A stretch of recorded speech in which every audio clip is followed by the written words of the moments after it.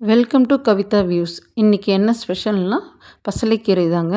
நம்ம டெய்லியும் அன்றாட வாழ்க்கையில் கீரை வாரத்துக்கு 3 நாளாவது சேர்த்துக்கிறது ரொம்பவே ஹெல்த்தியான விஷயம். இன்றைக்கி அந்த வகையில் பார்க்க போனால் பசலைக்கீரையை பற்றி தான் நான் பேச போகிறேன். இப்போது நான் இந்த டப்பில் பசலைக்கீரை க்ளீன் பண்ணி வாஷ் பண்ணிகிட்ருக்கேன் இல்லையா, இந்த மாதிரி தான் பசலைக்கீரையை வாங்கிட்டு மார்க்கெட்டில் இருந்து இது அவ்வளோவா கிடைக்காது. இருந்தாலும் இது நம்ம ஏன்னா இந்த கிராமத்துலேருந்து வராங்கள்ல, அந்த மாதிரி இருக்கிறவங்கள்ட்ட நம்ம சொல்லி வச்சோம்னாக்கா இந்த மாதிரி கீரைகள்லாம் கிடைக்கும். நார்மலாக கிடைக்கிற கீரைங்களாம் இந்த அரைக்கீரை, இந்த மாதிரி சில நல்ல நார்மலாக எப்பயும் கிடைக்கிற கீரை முருங்கீரை. முருங்கீரையே சில இடத்துல இப்போ கிடைக்க மாட்டேங்குது. அதுவும் இந்த பசலைக்கீரைன்றது ரொம்ப ரேர். அதெல்லாம் சில கிராம பகுதியில் தான் கிடைக்கும்.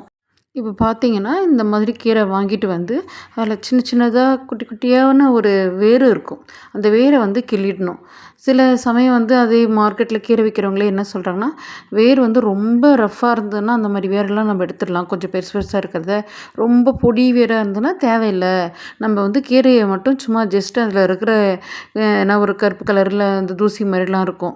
ஏன்னா இது தரையில் வளருது இல்லையா, அதனால் கொஞ்சம் தூசு அந்த மாதிரிலாம் ஏன்னா இருக்க தான் செய்யும். அது வாங்கிட்டு நம்ம தண்ணியில் நல்லா இந்த மாதிரி டப்பில் நல்லா தண்ணி வச்சு நல்லா அலசணும். குறைஞ்சது நான் ஒரு 5 தடவையாவது அலசிருப்பேன். ஏன்னா அப்போ தான் அதில் இருக்கிற மண் தூசி எல்லாம் க்ளீனாகி நல்லா ஃப்ரெஷ்ஷாகி நல்லா வெளியில் வரும். இப்போ நான் வாஷ் பண்ணதே நல்லா அந்த அடியில் அந்த தண்ணியில் இருக்கிற தண்ணி வரைக்குமே உங்களுக்கு ஃப்ரெஷ்ஷாக க்ளீனாகவே தெரியும். அந்தளவுக்கு நான் வாஷ் பண்ணி நல்லா ப்யூராக இருக்கும். அந்தளவுக்கு தண்ணி சுத்தமான தண்ணியாக இருக்கும் பார்க்குறதுக்கு. எந்த ஒரு தூசியும் இல்லாமல் மண்ணும் இல்லாமல் அந்தளவுக்கு நம்ம வாஷ் பண்ணால் தான் அது க்ளீனாக இருக்கிறதுன்னு அர்த்தம். அதுக்கப்புறம் நம்ம வாஷ் பண்ணி நல்லா சுத்தப்படுத்தி எடுத்துக்கிட்டு அதை அது கூடவே நம்ம பருப்பு வேக வச்சுக்கணும். நான் பருப்பு வேக வச்ச குக்கர்லேயே கீரையை போட்டு அப்படியே வேக வச்சு எடுத்துடலான்னு பார்த்தேன். ஆனால் ரொம்ப கிடுக்கிக்கிட்டு ரொம்ப டைட்டாக இருந்தது இல்லையா, அதனால் நான் அகலமான பாத்திரத்தில் நான் மாற்றிக்கிட்டேன். 4 பேர் 5 பேர் கூட சாப்பிட்லாம்.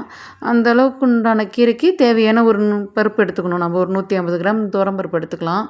அது கூடவே நம்ம வெங்காயம், தக்காளி, பூண்டு, பச்சை மிளகாய், நம்ம யூஷுவலாக நம்ம முருங்கீரைக்கு அரைக்கீரை இந்த மாதிரிலாம் யூஸ் பண்ணுறோம் இல்லையா, அதே மாதிரி நம்ம இந்த கீரைக்கும் அதெல்லாம் போட்டுக்கலாம். சில பேர் கொஞ்சம் லைட்டாக புளி போட்டுக்கிறாங்க. எனக்கு புளி போட்டால் கொஞ்சம் புளிப்புத்தன்மை வாய்க்கு தெரியும். அதனால் அந்த புளிப்புத்தன்மை தெரிய வேண்டான்றது நம்ம தக்காளியே கொஞ்சம் சேர்த்துக்கலாம். அதுக்கு பதிலாகவே தக்காளி நல்லா போட்டால் டேஸ்ட்டும் கிடைக்கும். ரொம்ப ரொம்ப புளிப்பாக இருக்காது. நார்மலாக இருக்கிற மாதிரி தான் இருக்கும். டேஸ்ட் நல்லாயிருக்கும்.